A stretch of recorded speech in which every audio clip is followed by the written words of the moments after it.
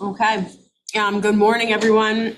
I will call to order the Monday, April 27th meeting of the Milton Budget Coordination Committee.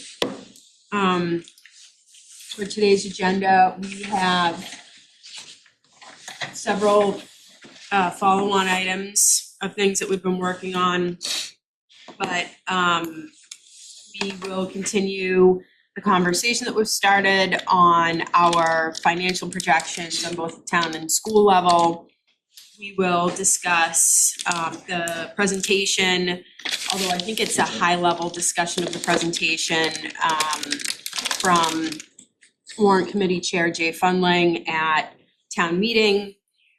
And if we have time, we will address the budget process master schedule that we've been working on, talk about override planning, and then do a year-to-date update on FY26.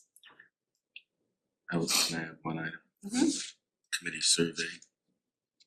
Right, and then we have a committee survey, but are we just gonna email that around? I just want And everyone discuss to it. see the categories today. Okay, And then we'll email the survey. I'll talk about the process, but I just want them to see the categories today to see if they have any other. okay, great. All right, so I will kick it over to Mr. Milano to talk about FY27 and also get into the financial projection. So I don't think there's anything to report on fiscal 27. The House budget that the Ways and Means Committee put out does have increased Chapter 70 funding across the board at a higher minimum aid per pupil. So the town of Milton would benefit by about $285,000 in additional aid if that budget is the one that is approved. So there's less regular general aid, but greater Chapter 70 aid that more than makes up for the decrease there. So obviously this is only another step in the process, but that's the only kind of change on fiscal 27 news that I have. Nick, did they raise the per student allocation? Yeah, it went from 75 per student to like 165, I think. Decent jump. But everything else is pretty much status quo, if not slightly reduced. And then what are you looking for me forecast wise? So in terms of 5-year projection, we've had some feedback from Milton Public Schools. So we're looking to get your take on the alignment between conversations that we've had with the school committee, warrant committee, and just circling back to the town side before. Sure. So nothing really significant other than to report beyond I think where Jay has approached the numbers and the assumptions he used. I don't feel super strongly about major differences on the assumptions that you've plugged in. For the town side, and we did a deeper dive in terms of what our trend has been. So we have been over the last 10 years closer to like a 4% trend line in that duration. Obviously years where we've been significantly below that and years where we've caught up. But if you do a 10-year trend line, 4% across all of town departments is about right. Schools have been, as we've talked about, closer to the 5.2, 5.3% in that duration as well. So I think that would be as revenue was increasing, town schools were able to benefit from that throughout the time. So the last 10 years we're at about a 4% over that duration. And even if you shrink that down to like a 5-year look back, we've been in that same ballpark, closer to like a 3.8. And I believe the numbers where Jay has alluded to is about town around 3.75, which I think is a reasonable perspective for us as we look over the next couple of years of where we expect a lot of departments have employees who are at their top step. So it's only a few departments that where we have that combo that the schools talked a lot about, where the grades plus the COLA kind of compound that annual increase. And as I noted before, our biggest stressor on the general expense side will be whatever happens with our trash and recycling contract, that where just in the last few weeks, the big change there has been our our hauler was bought out by Casella, so Sunrise has been bought out by Casella, so we've tried to open up conversations with them to get a sense of where they expect those rates to go in the new contract as we're coming to the end, at the end of fiscal 27. I haven't felt strongly enough to adjust a forecast for that specific, it's a couple $1 million contract, but that would be the outsized kind of downside risk to the town departments. There is opportunities on the revenue side to make up for that, whether we consider another adjustment to trash fees, et cetera. But in terms of general expenses, the pressure that the town departments face are really limited to the utility expenses and then the trash recycling, yard waste, hauling, and disposal contracts that all expire at the end of fiscal 27.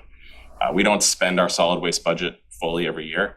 So even if we were to see a decent increase, I think there is some room for the Department of Public Works to absorb that, although it would have a knockdown effect elsewhere in the budget. But I think where Jay has plugged us at 375, I think is reasonable. And if you zoom farther out, about in the 4% to 3.8 to 4% range is where we've been long term. You're talking about growth rate? Growth rate, yeah. Over what time period? That's a 10-year look back, is at around 4. And if you go to a 5-year, it's closer to 3.8.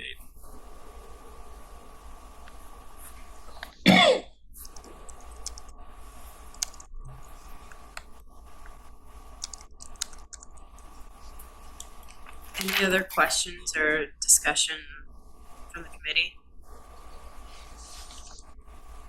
So, This item? so that means that future years would look a lot like this year did. I think our growth rate was 3.7. Town departments was at 3, ended at 399. School was at 376 or 372. So the schools have said that that would require some reduction of FTEs each year. So we're assuming that growth rate, that's the consequence that we're. Again, just so I understand, you're saying that all departments in town.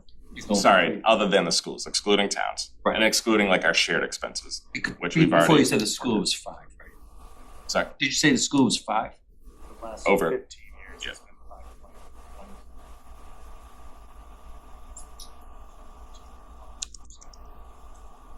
Yeah, and if you exclude the 2017 override for 2018, it's a 5.3% over the past 9 years on the school department, and we're closer, like I said, to 3.8% in that time frame. So why would you exclude the override year? It's an outlier year as you look at assume budgeting jump at larger. And it didn't make intervals. us too substantive a difference. I can run that again, but I went back to exclude override years to talk about kind of what we can more normally absorb without that infusion of the property taxes. I didn't want to include 2 overrides in that duration, but Yeah, when I looked at it, I did the same. Overrides seem to be outliers. I would think we would include them. Yeah, well, yeah, both calculations are helpful, but we're projecting what the future would look like. Does include overrides at certain times, and therefore kind of building that growth as well. Yes. I just think there's different factors in, what is the goal of the override? Is the goal of the override to maintain level service? Are you expanding service? So like the goals within each override, I think are different. Obviously, what we accomplished with the 9.5 million override is very different than what we accomplished with the town accomplished with there was $4 million override, 8 years prior. And I thought generally these projections, from my perspective, was like projecting without overrides, where do a budget get? And then at a certain point, you're going to need the override to bump up revenue to get to a place where you don't have to continue to cut. Right. And then you figure out what that number is, not based on your historical overrides, but what you need to maintain whatever services the town thinks are essential or expand them. Well, I'm saying I think both calculations are important. Sure. What the goals of the override are is a separate discussion. This is simply if we're asked the question, what has the growth rate been? The answer is it's a combination of hopefully 4% growth, except when we do an override, in which case also average that in. The number of overrides. I would say for, not so much for this override, but for the previous one, as I recall, going off the top of my head, there were cuts, and then we had an override which restored those cuts and added some things. But those things we added, presumably the town thought these are valuable things for the schools to add. So to me, it's the whole picture, or certainly the before and after picture is what you want to consider. Not the years where you had little cuts and then ignore. I'd be careful to frame the most recent override as that, because I mean, we had. No, I would not frame. Oh, you're talking about the 2018. 2017 or whatever it was. No, I would not. If you go back, we can circulate the changes. It's not going to be too meaningful of a change. It'll take, I think, schools from 5.3 to 5.5, and town from 3.8 to 4. So we can incorporate that, but it doesn't significantly alter the numbers. Can I challenge the 5% on the school increase? So I sent something around like 3 weeks ago. And one of the things is there was a big difference in school spending in the state and in Milton too. COVID, post-COVID, and pre-COVID. There was a big jump. So I think the average was like in the 3% range in Massachusetts, and Milton was like the 4% range pre-COVID. So it's 4.2. And even within our peer group, it was like 3.4. So if you have a stagnant student population, and like the average salary increases in the country or the state, somewhere between 2.5% to 3%, why would it be so much more than that? Like you're always going to be, why would it be 5% of a jump? I don't grasp why. So I don't, again, I've been here 3 years, so I can speak to the last 3 years into the budget cycle. I think in terms of what we're sharing at 5% is what the town has done over the 15-year period, right? So I don't know what challenge there is. That's just the facts of what the town of Milton has done to fund the schools. Yeah. Obviously, within that period, there have been times of adding positions.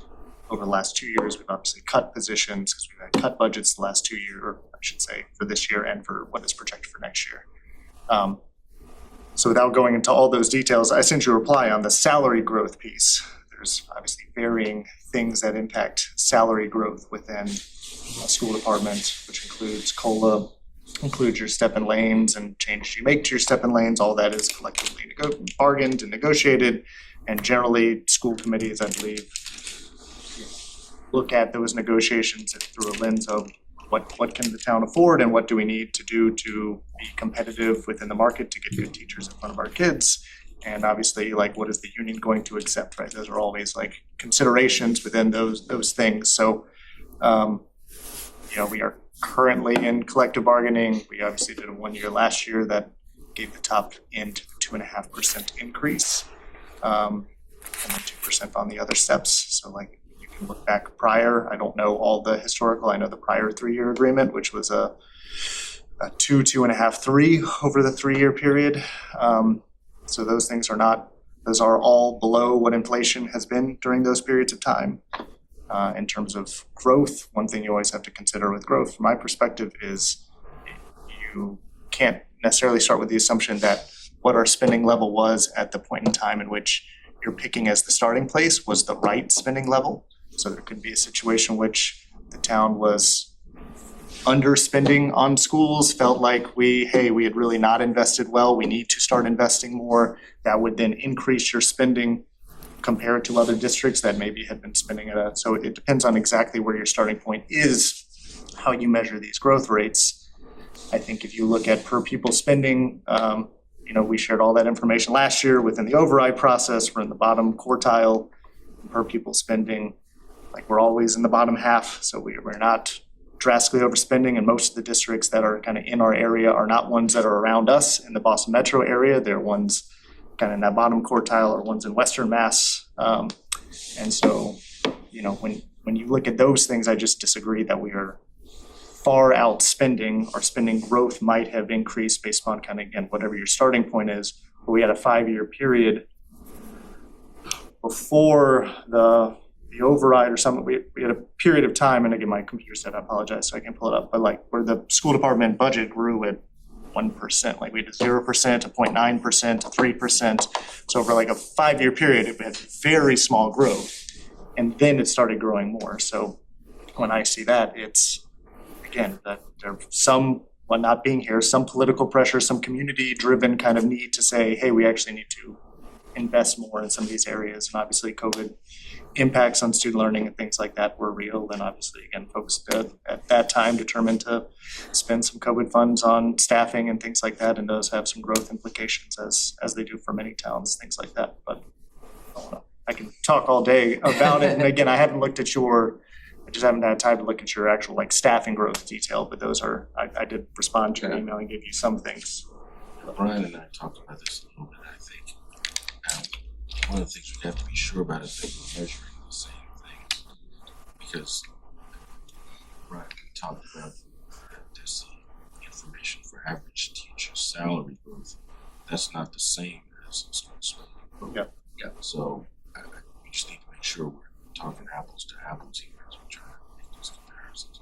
And also isolating other highly variable sources of spending and also keeping transportation in mind. Right. Because that's had a pretty high growth rate. Like I'd agree, like inflation is an issue that you can't really guess on. We're probably gonna find inflation rate this year, no doubt about it. So that for sure. But if you've spent like to the level, if you're like properly staffed today and you spend to the proper level, then, and you didn't have inflation issues, which you will have this year, why wouldn't you just still be at like a 3% increase if you're properly staffed? Because you have flat student populations. If anything, it's probably going to go down. Yeah, I mean, the total student population's plateaued. I mean, what has not plateaued in the last 5 years is identification of students with special needs, ELL populations. Those are populations that are more costly to provide service to.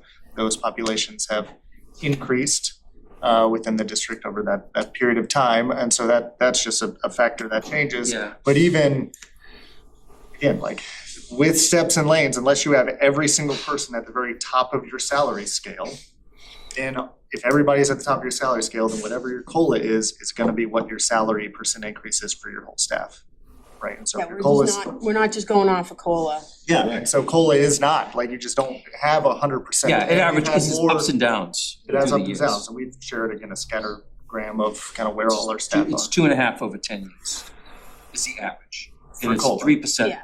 totals. Sure. That's why I put that in there. The teacher population increses. The teacher Are the salary other population is districts- 2.5%. Are the other Massachusetts is 3 districts actually. just sharing their COLAs like that? I'm just saying, average teacher, I answered this in the email, average teacher salary, to, I think, Roy's point, is not necessarily a metric that you can look at in isolation. Average teacher salary is not affected just by what the district is spending. It's affected by, obviously, what the district spends in terms of your steps and lanes, what your COLA is. It depends on how well are you retaining teachers. If you're retaining teachers and they're staying longer, they're gonna move up your salary schedule, be at the top levels. And then if you are comparing that to other districts that have more turnover and those teachers are newer, then your average is gonna be higher. Even if your top lane is lower, right, than Boston or Quincy or something else, you could still have an average teacher salary be higher because you just have a much more experienced workforce. Right now, we have a much more experienced workforce. When you look at our scattergram, vast majority of our teachers are on the upper ends of the scale. So you have that. You also have a recruitment. Who are you able to actually attract and hire, and where do they fall on that scale? So we have an issue where our scale right now, our early steps are not very competitive. We do not hire hardly anybody at step 1 or 2. Because we're not very competitive, because people go teach elsewhere and get higher starting salaries, and then when they get later in their career, they then move to Milton. That's typically what we're seeing from a recruitment perspective. So then again, those things are collectively bargained. How do we make it more competitive in the front end so we can hire a more diverse workforce, which is typically people on the younger end of the scale? And how do we try and right size our, again, scattergram of our staffing to make sure we aren't completely top heavy. But as I told you in the email, the advantage of the top heavy is those people are just getting the COLA. And so from a percent growth perspective, that's helpful within a budgeting scenario. So we what could your be in a access. salary growth bubble. I mean, over the last 5 years, like just looking, vast majority, I think it's like 60% of our staff are in the top 3 steps. So I assume that is a more recent phenomenon that those folks have grown, just given where they are in step, 15, 16. And so, but I haven't seen those scattergrams over time, so I don't know that for sure. But that could be something where over the last few years, those folks have just all kind of tapped out. Our retention is like 94% for staff, so it's very high. People are not leaving when they get here. So again, all those things are just factors in the average teacher salary, which is not necessarily completely aligned with like our comparison of what we're spending on our kids to provide an educational outcomes versus other districts. I want to be clear sort of what we're discussing and why we're discussing it. So when I share my forecast with town meeting, whoever else, I want to be careful to say, this isn't what I think things should be. This is what I think things will be. And if we say we think the school budget will go up by 5.2%, because that's what Ms. Blake and Mr. Phelan presented to us, we want to and our elected school committee members should hold the line of say, this really is level service, or if it's not level service, here's why. And, when next year rolls around, what is level service? If it's 5.2% like it was expected, that was what was expected.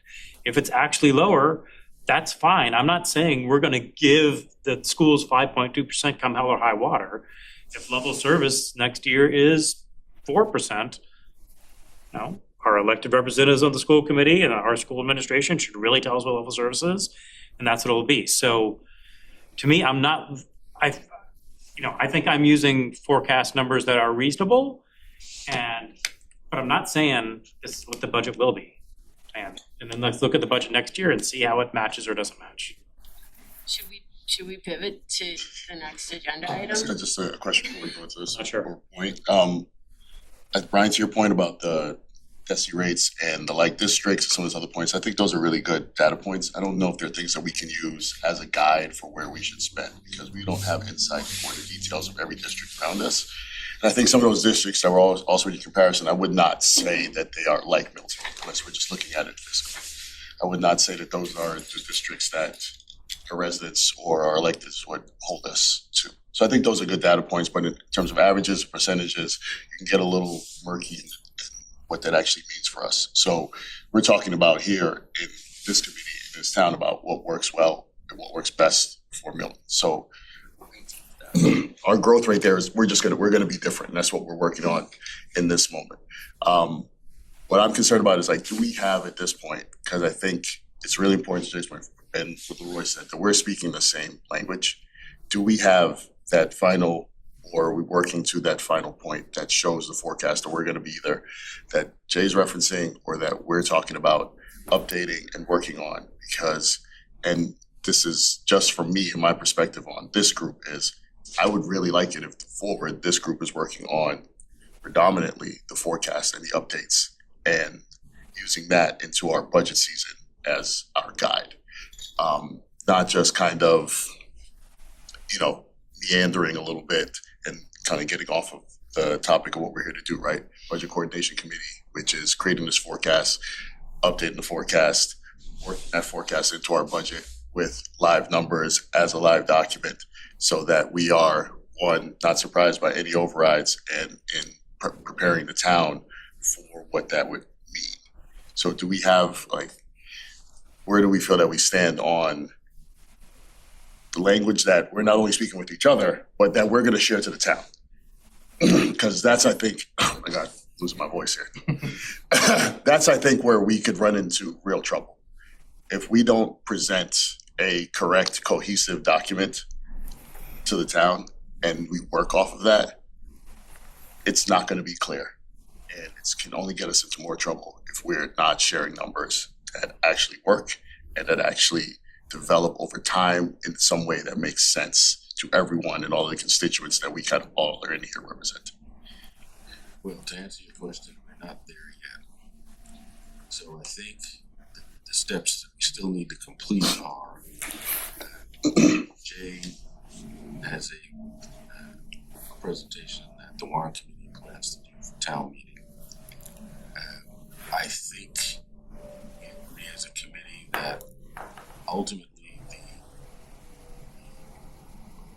authors and caretakers of the financial forecast are our town administrator and our town finance director.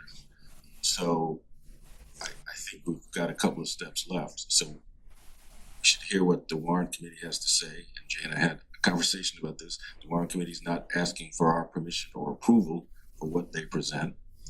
I think that said, I think we agree that, as you said, as we start this public education process, that we can't have competing forecasts. We've got to have one forecast that we all have consensus on, so that we can go to people and say, here's the work we've done, here's what we think the implications are, and so on.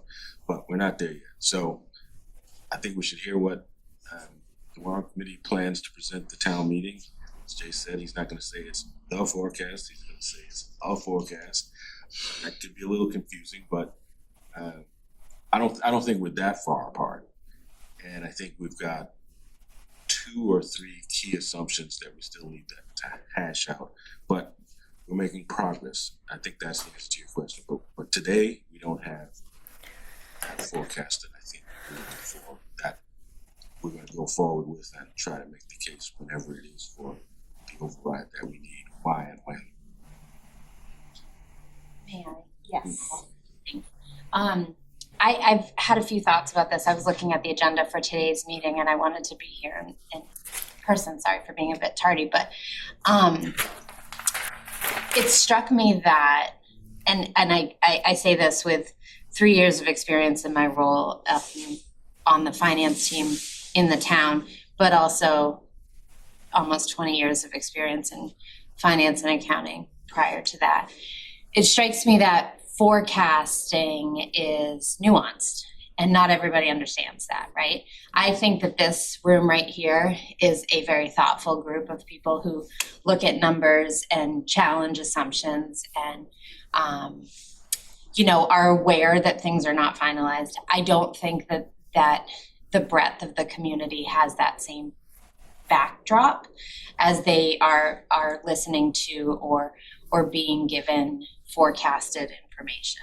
So I just want to be thoughtful about it struck me a little bit as dissemination of forecasts happens further than this intended group, that it's real, and to support kind of what Winston was saying, that it's really streamlined, it's clear, it's concise, it's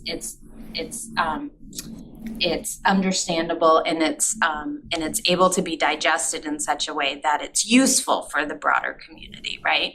I think we all understand that any forecast with respect is a work of fiction, and particularly, again, I think that fiction. Yeah. It is, right?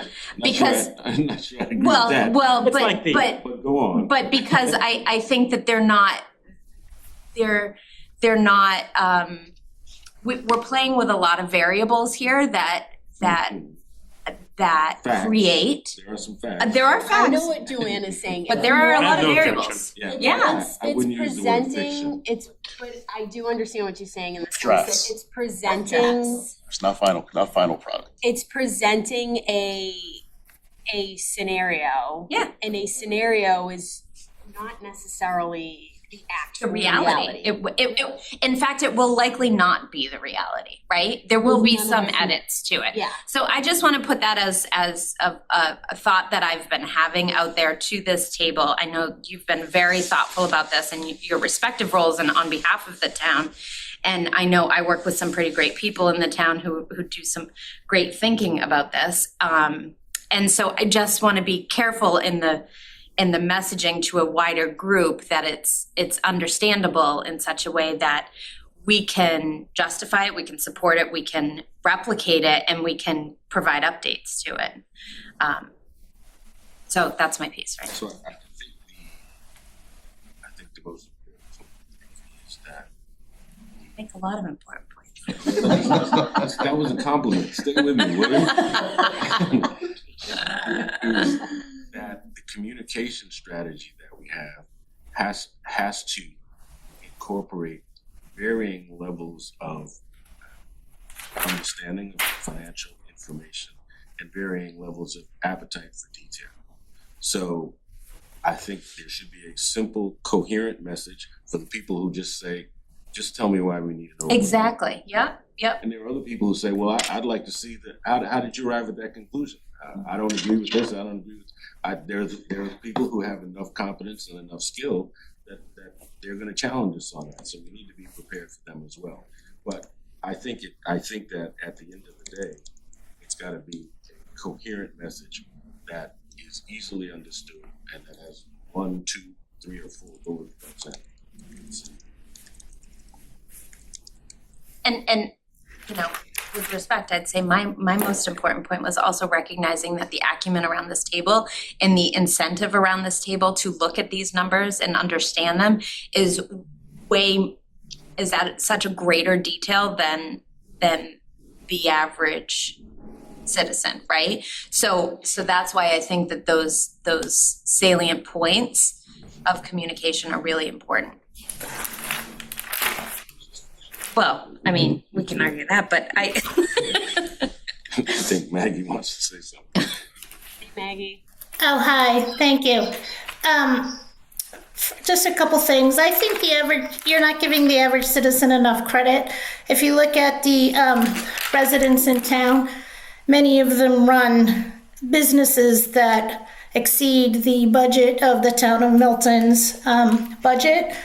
I think maybe they're not paying attention to every detail of the budget, but I think that they do have the acumen to understand it and to weigh in. And secondly, if we're going to be trying to have a consistent message or be clear in our messaging, I've heard a lot of discussion out there how we need to increase our business commercial tax rate, and like that can be, people just assume we can do that just as part of zoning, and we can't do that. I've talked about it before, the planning board has talked about it before, and just to clarify on the statements that were made at the last meeting at the end when we were talking about personal property tax. So it was said that personal property tax brought in about $4 million, and it specifically said personal property tax from businesses, because I went back to listen to it, and that's not an accurate statement. 96% of that $4 million is brought in from utilities, pipelines, cellular, telephone poles, and electricity infrastructure. So about 3.7 million is brought in from that, and only about 150,000 is brought in from local businesses. And if you want to bring more in from local businesses, that's a different conversation. But I just think that we should be accurate in our statements. And I think, during this whole election, people are saying, we're going to bring in more businesses, but that's very difficult to do. And I think on the planning board, we've been very careful in saying that it's very challenging to double. Right now, we have 3% of our taxes come from businesses, and even if we double it, where is it going to go? And it's impossible. So I think we really do have to be very careful if we are trying to have a cohesive message. I think we have to just be careful in what we're telling the average residents. Thank you. Let's go with Jay. Yeah. How much time do I have? 26 minutes. No, 10 minutes? Can you do it in 10? Yes, Thank you. I think so. I will put in a plug. 1 week from today, Monday evening, the warrant committee is going to have forum. I think the correct term is forum.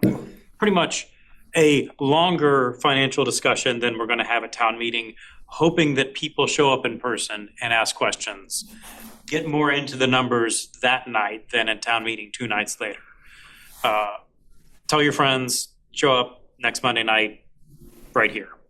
Good idea. I am going to share, well, don't say it till it happens. I'm going to share my screen. So what I'm imagining is this slides we're looking at today are pretty much the short that I'm gonna be giving at town meeting. I'll be giving just a longer, more in-depth version at the pre-thing, and those don't exist yet. I'm gonna go through the first half of these slides pretty quickly. This is all the draft.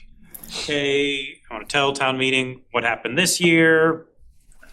You already know that. This gets back to what Nick said. I'm looking at the historical budget growth. Whole town has grown about 4.9% over the past 12 years or so.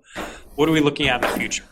Well, we're looking at an expense growth of, call it 4.7%, pretty close to what we've seen in the history, and a revenue growth of 3%. That's what our town faces. So how do we make up this gap? Some disclaimers. There are other reasonable forecasts. The fact that our expenses are growing similar to historical average makes me feel good. I'm listing some assumptions here. Health insurance, I'm saying 8% a year. New growth, school, town increases. So then I'm going to talk a bit about the operating budget stabilization fund, which we have talked about. This first slide, I may move it to a different part of the presentation, but it's one way it can act. You got a bucket of money. In the first years after the override, you put money into the bucket of money. In the later years after the override, you pull money out of the bucket of money. And that way your expenses can grow faster than your revenue, but you're still funding level service. Milton's operating budget stabilization fund, similar but different. We seeded it with $2 million at first, then another $1 million this year. It's going to go up if we run it out at a reasonable rate till 2030. This is sort of how it would flow through 2030. Obviously, I need to work on my script here, but I think a lot of people in this room are comfortable a bit with the operating budget stabilization fund. I'm gonna get to the more interesting. This is the first slide that I think is more interesting. One thing we've talked about how Yeah, long. I don't mean to interrupt you. Sure. Just go back one slide. Yes. I'm just thinking about the way this flows. Because as you're presenting this and you're showing us go down, how are you going to explain the difference in the withdrawal amounts there? Why? Good question. I should spend time talking about that. What I'm not talking about is that the select board should have a policy on the withdrawals, and I've got my suggestions on such a policy. Those are my numbers. I don't think it's been formalized. I think those are my numbers, but we can come to agreement. So yeah, in an earlier draft, I spent more time talking about this is what the select board's policy should be on a withdrawal. I'm not spending any time talking about that now, but you should have a policy on the withdrawal. All right. So I'm having it step up because here's It's like, yeah, it looks like so maybe it's just for I think where you talk about it, normalization's sake. no, I think not on these slides at all. It looks like Oh, about okay. 600,000 a year. 600,000, and then in FY30 it's 500,000. Well, it's growing about Yeah. 600,000. I wanted to go up with a stair step increase instead of pulling out a flat amount each year. But that's somewhat consistent with the 700,000 that we've started with. Yeah, I'm just thinking about the audience. Yeah, okay. But we've talked about that at town meeting? At town meeting. 700,000 for the operating stabilization. I'm not sure what that has to do with the 700,000. Like, it's not a new number. The withdrawal amounts are not new. I think they are. They I think are, Winston's okay. right. Because that they are. we just put this in last year and added to 2 million, so 700,000 each year. Usually, I think we've put it into the budget, like when we talk about money that's gone to the schools, it's 700,000 that's come out. But I don't think at town meeting we've gone through each one. And I think it's still a lot to We ask see town meeting these so members to much. remember it. I may see these numbers so much that I can Yeah, I think the discuss folks at them town meeting, at town meeting. So- Okay. I'm gonna put in a slide that I had deleted. I was gonna hold until you kind of got through it, but if we're talking about sequencing, you go from a slide that shows an increasing revenue expense gap to operating budget stabilization fund. And I need to keep making this point. We have $700,000 of recurring revenue. That's not the same. That is distinguishable from the $2 million we put in, which is not recurring revenue. And I really think I want people to understand the difference, and we need to understand the difference, because we're misleading people if we say $2.7 million. We do have $2.7 million, but only 700,000 of it is recurring revenue.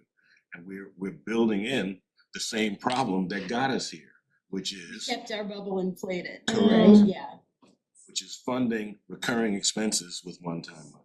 And we should be more sophisticated so that enough to make clear to people, those two things are different. So I don't think this chart accomplishes that, and I'm worried about that. So this is a slide that I deleted. People said it was confusing. Maybe this gets to what you're saying. It's blue is how much is in the operating budget stabilization fund, or sorry, the blue dots. The line is how much is in the operating budget stabilization fund. The blue bars are one-time contributions, green bars are the recurring contribution, red bars are the withdrawals.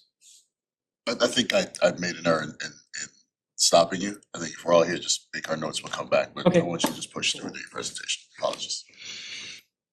So one thing that needs to be decided sooner rather than later is what's our target year for the operating budget stabilization fund? We should decide that soon because that's going to make a difference for the FY28 budget, what the OBSF provides.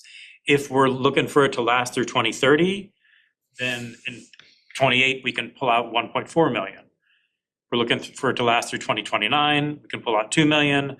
We're looking for it to last only through FY28, we can pull out a lot more.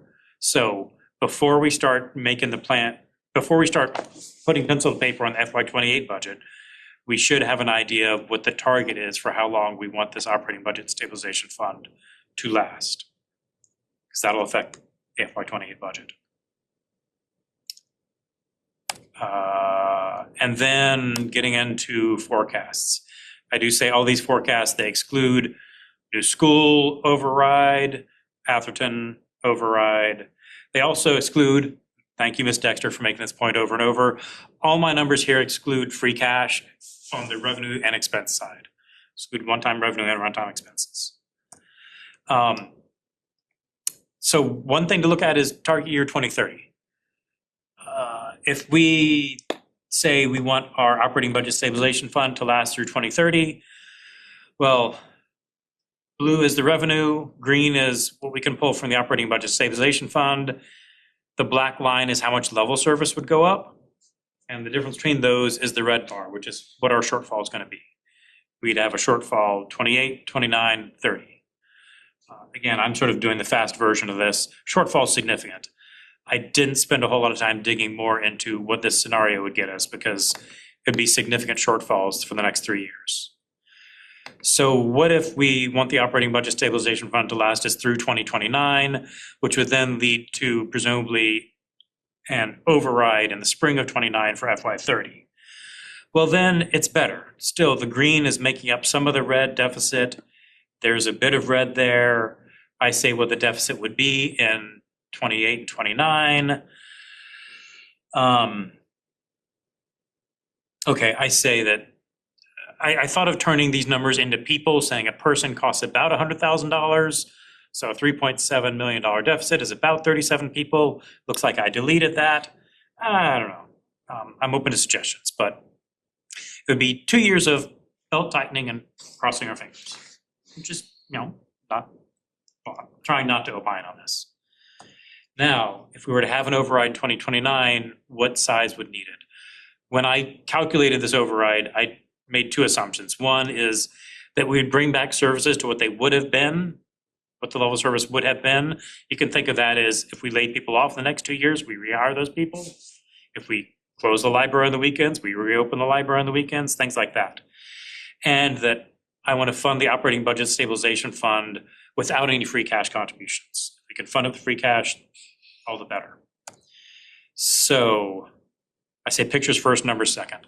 So you can look at this, you can see, all right, our override is going to be from, it's that line going up. It's going up to an amount that will be over level service in FY30. So in FY30 and FY31, we're collecting more than level service. We're putting that in that big bucket of money. So that big bucket of money is around to give us level services in FY33 and FY34.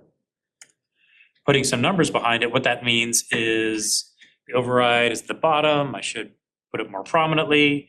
Override 14.5 million. You can catch your breath now. That's what the numbers say. Another alternative is that was assuming an override would get us through 5 years.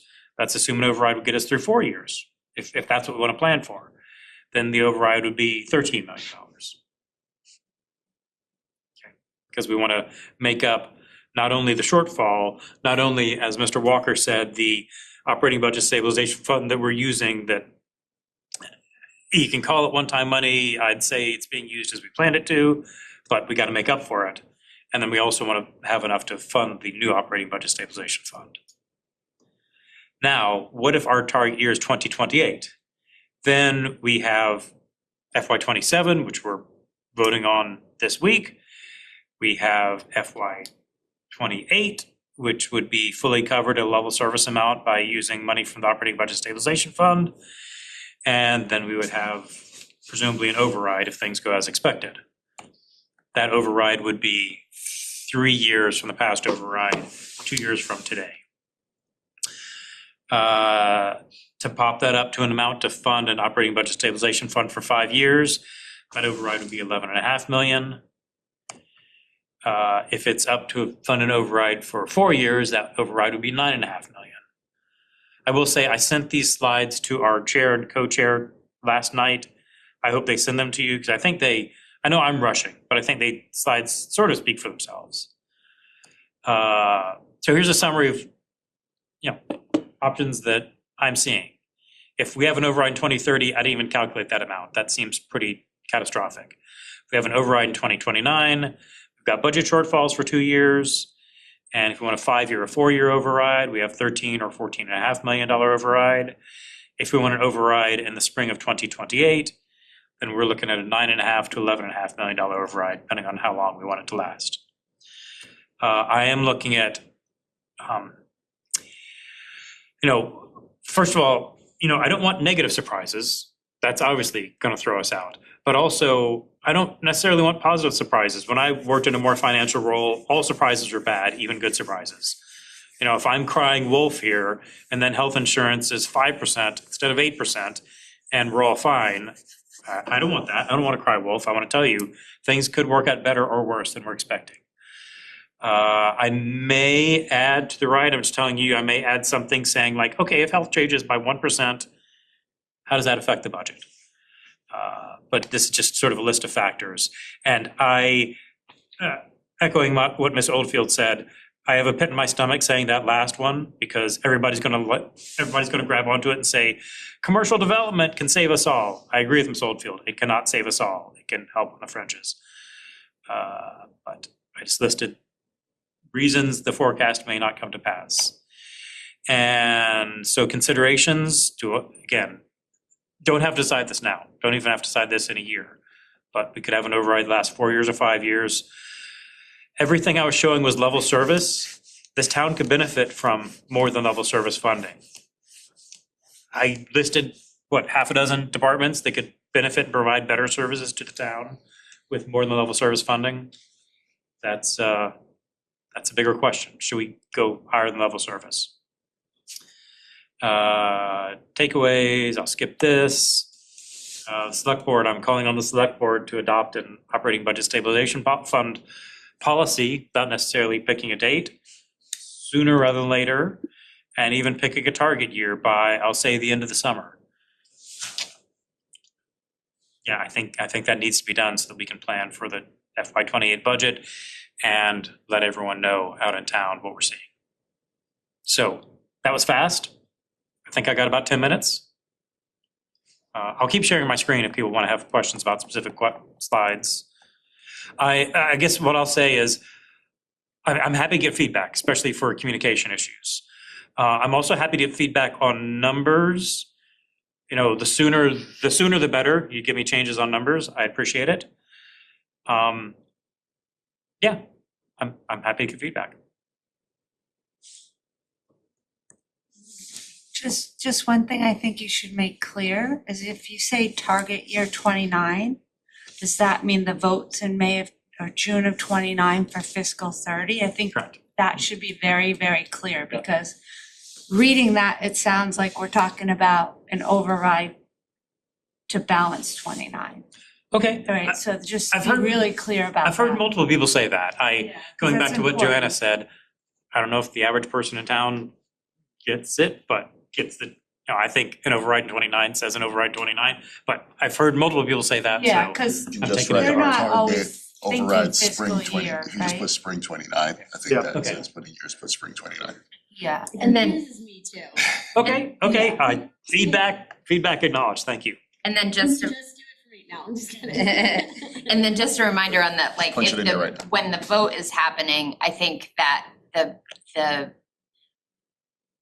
average resident would want to know, when is this going to impact me, my tax bill, right? Okay. So that wouldn't typically happen until August of that year too. Yeah, I think your last slide where you talk about the assumptions is helpful and it's really important, because I think the thread that this whole forecast is based on our historic spend, but against very conservative revenue forecasts. So it's saying, new growth I guess is a little different, but state aid, local receipts and all that stuff is pretty conservative compared to what our last 10-year, 5-year has been. However, our expenses are what our last 5 years or 10 years have been. Because I went back through it, like state aid over the last 10 years has been an average increase about 7.5% in net aid. Okay. So I just think it's important because we could have, not to be the optimist in the room, which I'm usually not, but like we could be in a position where state aid perhaps not, but I think it's just we're basing our expense forecast on what our long-term trend has been, but we're not basing our revenue forecast trend on that. So I I think didn't that intend to do that, I'll say. I know when you put together forecasts for local receipts, you were pretty conservative. I tried to not be conservative. I tried to look at an average of historical years. yeah, even local receipts, I mean, for the budget, we were going up, last 5 years, we've gone up 6% a year. And before Okay, that was I tried 4.5. So to not think- do that, Yeah, so so- maybe that's where, So either, I think you could Yeah. leave it as is and just say, I don't want to. I don't want to be conservative. I yeah, want to be. I mean, I can give you our charts that show that history. So that was it for me, was like, if we're gonna at least be clear that, we're hoping that the revenue will be higher than it is, or adjust it to where you feel comfortable. I'd like to work with you on getting a realistic, not a conservative revenue estimate. I agree with that. I think using last 10 years, if that's what we're using for expenses, using that for revenue would be good, unless there is something we feel pretty confident about is going to change within that pattern, such as state saying that, hey, we're not gonna be able to keep revenue, funding increasing Yeah, at this level, so something like please that. help me out with that, because Yeah, I think I actually feel more comfortable with you using these numbers and saying there is as you say here, the positive differences could be where. But that's not what I want to do. Then wanna- I But don't know if I feel comfortable with putting better numbers on it and saying, here's all our negative risks, rather than just saying, here are some positive risks and here are some negative risks. So that's it. And I think that this is my point in my original comment, is that the intent of, I think what you're doing here is to provide something that is different than the town typically provides. And so if in the assumptions that we use to calculate and manage our estimations of revenue and expenses. And so if you have two different forecasts, how do we expect Oh. anybody to reconcile those? I hear you. I guess I've been thinking there's a difference between a budget and a forecast. If you're putting together next year's budget in January and you're gonna have a very conservative local receipts assumption because you don't want your budget to be negative, that's different than a forecast, which would have a middle of the road assumption. Could be higher, could be lower, either one is fine. And I don't want to be the boy who cried wolf and tell them, we've got to spend down everything and aim for a 2028 override. Oops, sorry, just kidding. We had an extra $2 million. That's not my goal. I mean, isn't a realistic statement just, you should expect an override every 3 to 5 years? 4 to 6 years? And at levels that we that mirror what we just experienced and potentially more if we need. Like, I guess I get, you know, I don't know. I know our budgeting process, we don't look at interest income or investment income as fixed because we don't want somebody's salary dependent upon that, right? And a forecast might display something different, and there are reasons behind that, but that's why I say, like, if we come out with a different number and a different set of assumptions at some point. Who is looking at your forecast? Aren't we all? Right, are we, isn't that the forecast? I think we have the warrant committee, we have the select board finance committee, we have internal reviews, forecasting. I think we have a lot of checkpoints for. And my view is, I don't know that I would have something substantively different. I was more talking about the messaging behind it in terms of, because I think for state aid, for example, while Milton really benefited from a big infusion of state aid over the past few years because the Student Opportunity Act had put a lot more money in Chapter 70 education aid. That's not happening again, so we're not gonna hit those historic norms. That's why I think it's important to say the trend that we used was based on 10 years of getting 7.5% more in state aid. That may not be the case. That's why our forecast doesn't reflect that. But it also explains why we might not be able to afford the same increases we've had over the past years because of a revenue source comes out. So I don't have an issue with you using the numbers you've used. I think it's more about just saying there is, I think, a little bit more explanation of how the revenue is a little bit different than our history might be helpful. Okay, I'll defer to you on state aid. I think specifically for local receipts, you've had conservative assumptions. My numbers for local receipts are not gonna match your numbers for local receipts. Mine are gonna be more optimistic. I don't know if that moves the needle. Here are my reactions. Okay. Too much information. Okay. Unclear what the takeaways are. You had a takeaway slide, but it's unclear to me what takeaways you want town meeting to leave with. I think a slide on key cost drivers, key expense drivers, and key revenue drivers is important. I think that's what the slide is. I would drop the request for select board slide that seems like an ambush. Okay. And not appropriate for a town meeting. It's too much information, particularly if we just said there are varying levels of sophistication and appetite for detail. I think if you're trying to answer a couple of simple questions for town meetings, such as what does our revenue and expense picture look like? What are the key drivers? How might we decide when we need an override? What are the implications of not doing an override? And what other information might you need, town meeting, as we ask you to make these decisions? That's the questions I would try to answer. Clock. Amy? I just wanna echo what he said, like, this is confusing for me and this is my world. Okay. So I think what you're trying to do is good, and I think the message we all understand, but if you can keep it a higher level, then we won't get into, well, your forecast assumes this and ours assumes that. If it's, look, we have a problem, right? We have a structural deficit. Correct. Our revenues don't grow as fast as our expenses. That means we will need, to Joanna's point, to consider an override every 3 to 5 years. We're gonna have tough choices moving forward. Every year, we're gonna be looking at reductions in order to balance. We have to balance every year. We can't just keep giving 5.2 and 4%. And if you keep it at a higher level, I think all the charts are just, you're gonna lose them, and then I'm afraid you're not gonna get your message across. Yeah, I mean, I use this graph over and over and over. Yeah, like I'm looking, I'm like, what, Jay, I I think understand the situation, and I just simply. any bar graphs, line graphs, or dot matrices. I think, like we talked about this before, it really is just, if it's one slide with the year over year as you see it, it's the high level. and you walk folks through it, I think that's what people would really understand and get through. And driving home that point of if we think that every 3 to 4 years we're gonna be in an override, we have to drive. I've been in town for almost 14 years now, and I've seen 2.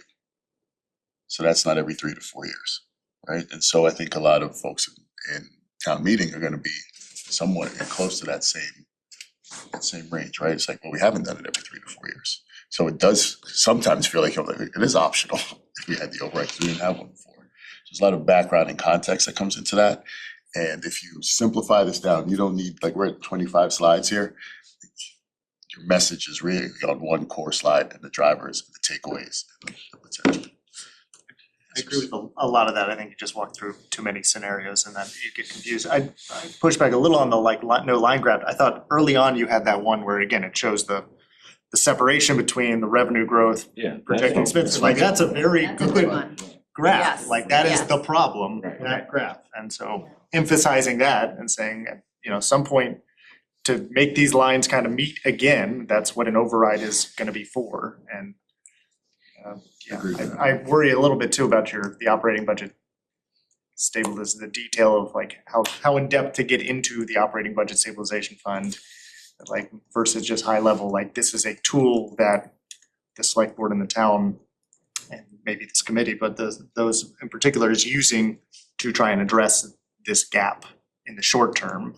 I just worry that we've been vague. Yeah. And I want to be less vague. And then even to we need an override every 3 to 5 years. So I guess disagree with Winston. I feel like we say that over and over. I'm trying to be more specific. It'll be No, we really will. the No, spring of I don't think 29 that- or it'll be No, the I spring of know. 28. I believe me, I understand that, and I think that as a resident in town and I think the reality of doing that is really important. Putting a number with it and See, what I've heard for, 10 years, since before the 2017 override is every year, we might need an override this year. Oh, no, we don't, come March. Oh, no, we don't need one. We might need an override this year. Oh, no, we don't need It's one. Can never I been take- that we don't need one, it's always, we're not gonna do it this year and we're gonna cut. Or It's never whatever. been, So we don't. I'm or we trying can to- And the reason why it hasn't been, because it hasn't been every 3 to 5 years, that's why it was $10 million. I think So, that's my point, but to keep it- we've always said 3 to 5 Yeah. years. That's not what we've done in the Mhm, last 15 years. mhm. Right? I think also, to Mark's point about the detail in the operation stabilization budget. I think maybe you should go back and think about what you want to drive in your message here. 'Cause I think when you started, months ago, you wanted to discuss the use of the operation stabilization budget. Yes, But your message here seems to be, when is the override gonna happen and how are we going to deal with it? I think those are 2 different things. they are. Right, and the use of the operating budget stabilization fund is not a town meeting decision anymore. Right. It's a select board, warrant committee, school committee decision. It's a town meeting decision. No, it's not. They already made Yes, it their is. decision. They authorized the operating budget stabilization fund. It's in town meeting will be voting on warrant articles that say take X amount out of the operating budget stabilization. At the recommendation of the warrant committee, school committee, and select board. Well, then nothing is town meeting's decision. I don't know. But I don't wanna give them the impression that we're asking them again to decide whether the operating budget stabilization fund is a good idea. They already did that. Okay, So now administering the fund is the responsibility of the respective boards, elected boards. But next meeting, next Monday morning, we had a couple of other agenda items to get to, not the least of which is all of you are going to get the opportunity to weigh in using a survey that I've developed to talk about how well we've done and what we could do differently and better going forward. So I can do that all by email. See you next Monday. Entertain a motion to adjourn. To adjourn. Second. All in favor? Aye.